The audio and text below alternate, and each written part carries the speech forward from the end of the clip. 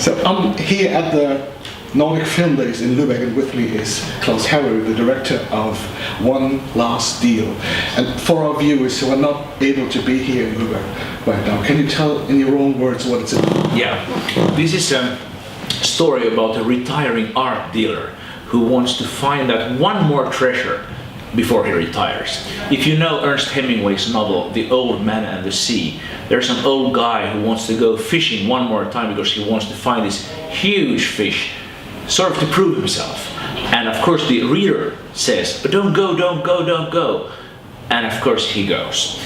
And on that journey he finds out things about himself, and it's really a sort of epic journey. And I think our story is also a little big film, an epic journey about somebody going out there to prove himself one more time.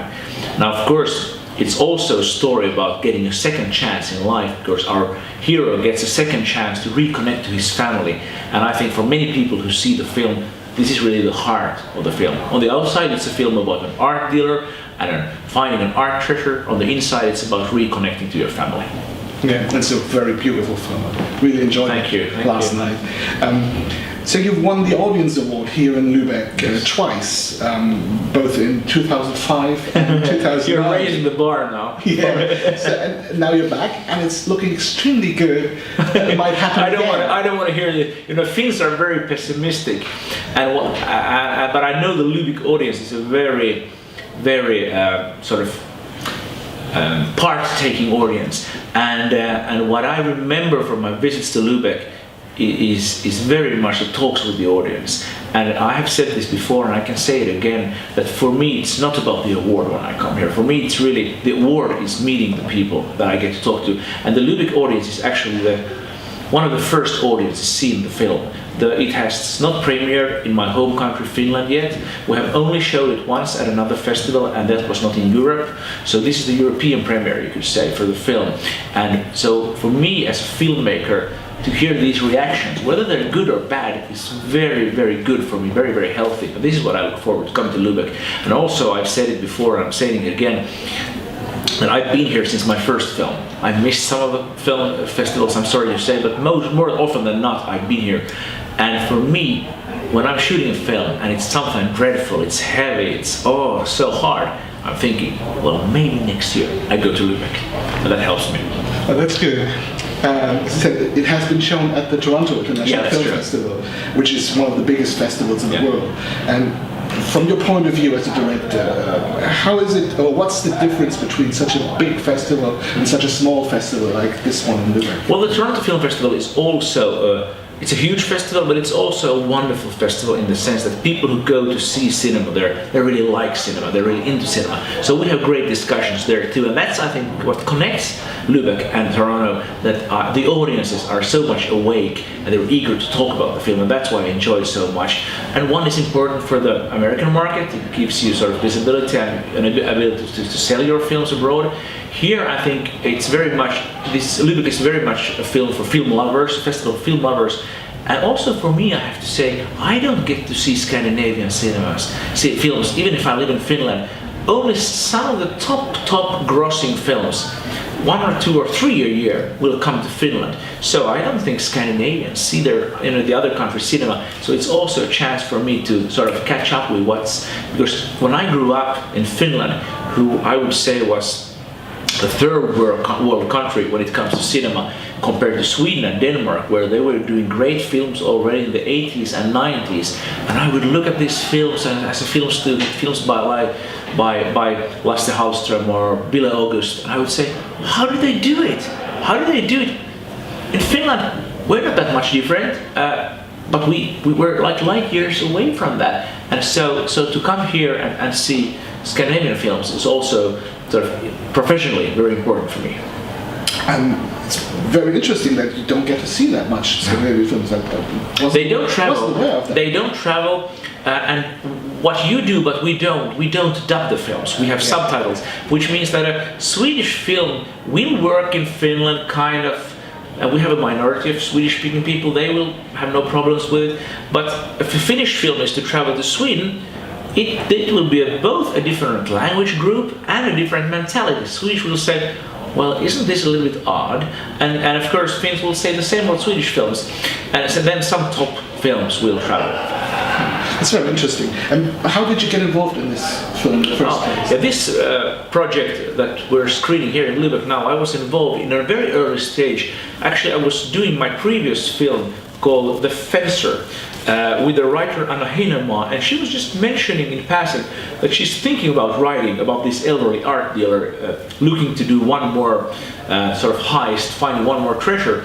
And I thought, wait a minute, it's like the feeling was like in the movies when somebody says something really important and then all the other sounds go away and the focus is just on that person. Is like, what did you say? And I remember saying to her, well, what did you just say? That film you mentioned, did you already give it to some other director or would you consider me? And so I just thought that pitch, that initial pitch was so great, and knowing her, of course, to be a sort of first-class cinema writer, I thought it would be a joy to tell this story with her. Yeah. Your films, as far as I can remember, have always had a solid structure. You don't jump in time like other directors do. Why? I hate experimental films.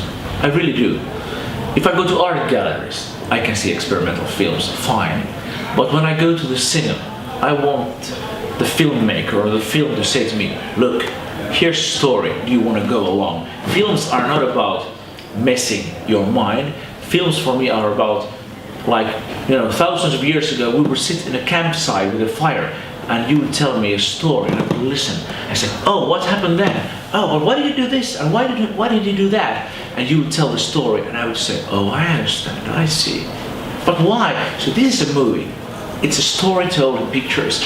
It's not about messing with people's mind. It's not about the director showing his arrogance, his utter arrogance, and thinking how he's better than the audience. It's really about sharing something that's important for you and telling it in pictures to the audience. And it's a sharing experience. It's about, for me, when I was a young guy, a young film freak in a little town where I grew up, and I went to cinema. Cinema was not just entertainment. It was like seeing that other people in other cultures, in other worlds, maybe in other galaxies, had different kinds of dreams and hopes than I do. It was a shared experience. It was something you shared together. Oh, I'm not alone in the world. There are other people with these thoughts and these feelings that I share, that I have. Yeah. One last deal takes place in the beautiful city of Helsinki, and I've been there 3 times already. It's such a lovely city. What's so special about Helsinki? Well, I have to say, I did not grow up in Helsinki. I grew up in a little town 50 kilometers east of Helsinki. So when I come to Helsinki, even if I live there for 10 years, it's still like I see it as an insider and as an outsider. And in this particular film that deals in the art sort of scene of Helsinki, we wanted to show the sort of living room of Helsinki, like the cafe and the boulevard and the art galleries. The place that the people, I would say, love the most. If you ask people in Helsinki, what are those places you just want to spend time in when you go? Which parks, which streets, which places? They would mention these places because these are, I would say, the living room of Helsinki. Helsinki has many faces, of course. We have the suburbs, and we have the ghettos, and we have all kinds of different angles, like all big cities do. But for this particular city, it was about the sort of. It's also a film about somebody, a man who lives a little bit behind of time. He calls with an old-fashioned phone. He makes notes with paper and pen.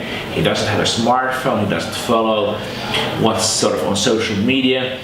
And so also in that respect, it was very suitable to portray the old Helsinki, if you will. You don't see much. I mean, Helsinki is much more than this film, and it is a beautiful city.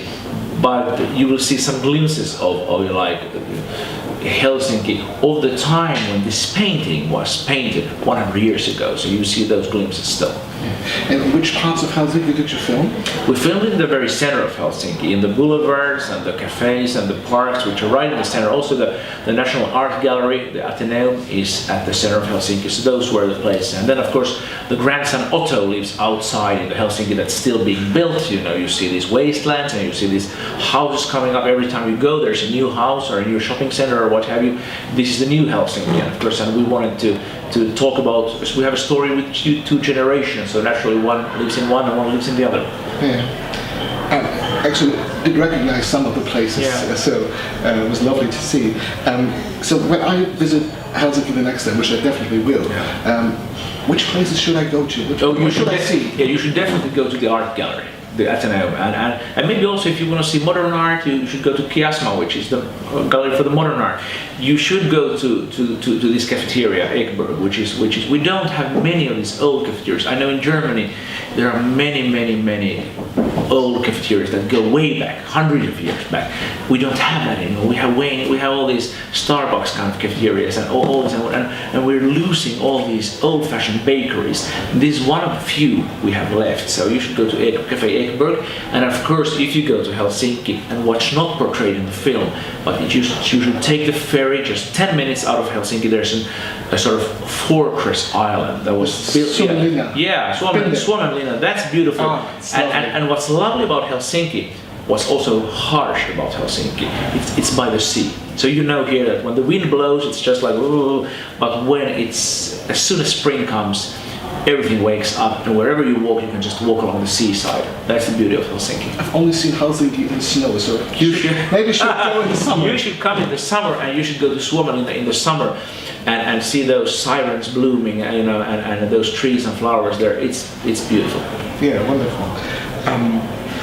You also show a warm and heartful city, and not like the pictures we know, like from Kaurismäki films.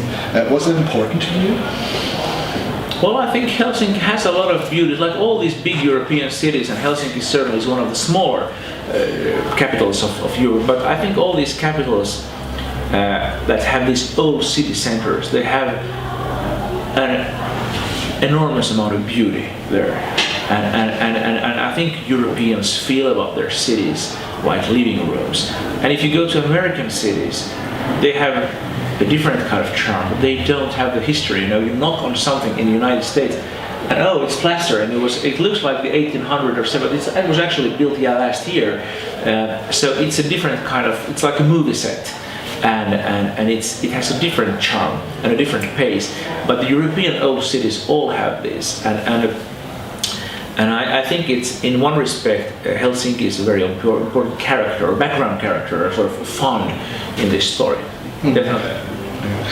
In the film you have a painting from Russia and a rich man from Sweden who possibly wants to buy it. It reminds me a little bit of the history of Finland, because you've always been torn between Sweden and Russia. Yes, and this was, I have to say, originally we had a Finnish painting in the movie. The writer had a Finnish painting because this story is based on a real story of a painting who was not recognized at first. And then, but this happened 20 or 30 years ago, and the writer had a very clear notion that today it's not believable anymore that you can just go and find this Finnish art treasure. 20 years ago, people would do these findings. So 30 years ago, somebody's attic at flea markets. Oh, look, it's been here. But these flea markets and attics have all been, you know, now looked into so thoroughly. But a lot of art comes from Russia to Finland, and through Finland to the rest of Europe. And a lot of this beautiful art is still unfound. And a lot of it is not real, but a lot of it is. So she just found it would be so much more believable that it was a Russian piece of painting. And so Ilja Repin, who also had a very natural Finnish connection because he had a cottage in Finland which belonged to Russia at the time, and then also the art, the customer, the wealthy customer originally was a Finnish customer, and we just thought, well, again, Finns aren't very wealthy, whereas there are very, very many wealthy Swedes, and it would make it bigger if he came from Sweden, and we would really believe that he could put this money into this painting just because he wanted to. For him, this is not a big deal. as it is for our main character. And Finland was always between the West and the East. We used to belong to Sweden, we used to belong to Russia. Thank God we are now independent. But anyway, we sort of live in this cross-culture between these two countries, and this comes in very nicely, I think, the story through the painting. What I really like about the film is its slowliness. You take your time to tell a story, and you're not rushing it. So that's very rare these days. Yeah. So, we have a TV which is on the wall right behind me here, and you have TV commercials there, and everything is like this. Next. And I think today, if you want to speak to an audience in cinema, and what sort of sets cinema apart from television or the internet is really that you can take time. When a person is there, he will give you some 10-15 minutes at least before walking out, and even more. And so you can take time, and it's, I think, also a way of saying, listen, I think we have something worthwhile to tell you. And also, of course, it had to do with the main character. His life is not at the pace of the internet, it is at the pace of paper and pen. It is moving more slowly. So it was very appropriate to tell the film in a more slow pace. Your last film, The Fencer, had a German distributor. Yes. Was shown in the German cinemas. So has anyone already shown interest in One Last Deal? I don't know what the situation is there. We only premiered now at the Toronto Film Festival, and the film is sort of, I know we made some sales. How that is in Germany, I don't know. But I think this is a timeless story and a universal story. I had people seeing it the other week in Helsinki, people who never go to see films in the cinema, and they said, oh, everybody should see this. So I think there's a universal aspect that people will find, whether they're German or Finnish or American. People will say, I know what this is about. I know that I have these same kind of questions, and I think what is so important in film that you have a story which is about something, but you also have the outer story which is interesting to watch. And I think we have both. It's not only a deep film with deep thoughts. It's also, I think, a thriller-like story about what's going to happen with this painting. Is he going to be able to buy it or not? So I think it's also intriguing as when it comes to story and plot. Yeah, I'm absolutely with you, and I hope that it will find its way into the German cinema. I hope so too. Because I think a lot of people should see that film. Yeah. So, correct me if I'm wrong, but I think you're currently working on your English language debut, which is called My Sailor, My Love. Yes. What's it about? Well, with the same production company that produced The Fencer and One Last Deal, we're looking to tell a love story between two elderly people who are in their 70s, early 80s, and it's about, we have seen these love stories where young people fall in love and the parents try to separate them.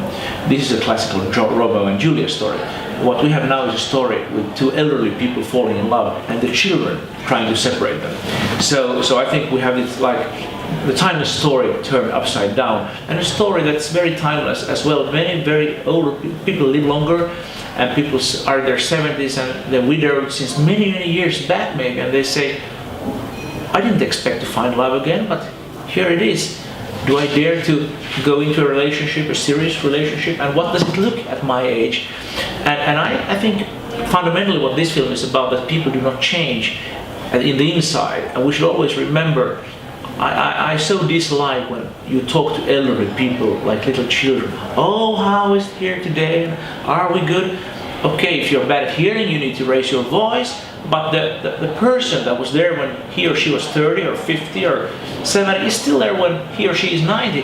And you should treat that person with the same kind of respect. And of course, when people grow weak, you need to remind yourself that this is the same person that raised me. This is the same person that took me to school or my hobbies. This is the same person that sacrificed so much for me. And so I'm really longing to do this, and this, yes, is planned to be an English language debut, but it's not the only story I have on my table. As a film director, I'm working with 5 different projects right now, and only time will tell which one will come next. I'm really hoping to one day do a German language movie. I know I had plans to do a Finnish-German co-production some years back, and I was already meeting German actors in casting sessions and discussions. Wonderful German actors, and one of the, I'm very happy with the films I've been able to make, but one of the sadness of my job is, of course, that there are films only I get to see. I work with them a year or two, and they're so clear in my mind, and then something comes up. They say, we can't finance this. We have to put it aside. We have to bury this project. And this particular project, I was sitting in Berlin in the lobby, and I won't name the names, but I just tell you that I met some of these great German top actors in their 50s and 60s that you see every week. You can just imagine who they were. And I was sitting here and saying, wow, the joy of my job is to work with actors, really. And I was so close to getting to work with these masters. And then, we didn't finalize the financing, we couldn't do it. And so this is something really I'm looking forward to working with great German actors one day. So is it still on the table? This particular project is not on the table for the moment, but I hope to find other projects that I could get work with, either if they're co-productions, Finnish, German, or if they're just German, because I've done films in Estonian, and I don't speak a word of Estonian, so I can see the actor if I believe him or her or not. And I've said I would go to China and make a film if there's a good story, and that goes, of course, if it goes for China, it goes for Germany. It's very interesting. Are there any other future projects you can already talk about? Well, whatever I will choose to talk about right now, when I meet you 2 years from now, it will probably not be that film. So better not to talk about them. I hope to come back to Lübeck and show them soon. Yeah, it's very interesting. Thank you very much for the interview, and good luck with this film. Thank you. And all the other films. It was a joy, and it's a joy to be here. Thank you so Thanks. much. Wonderful.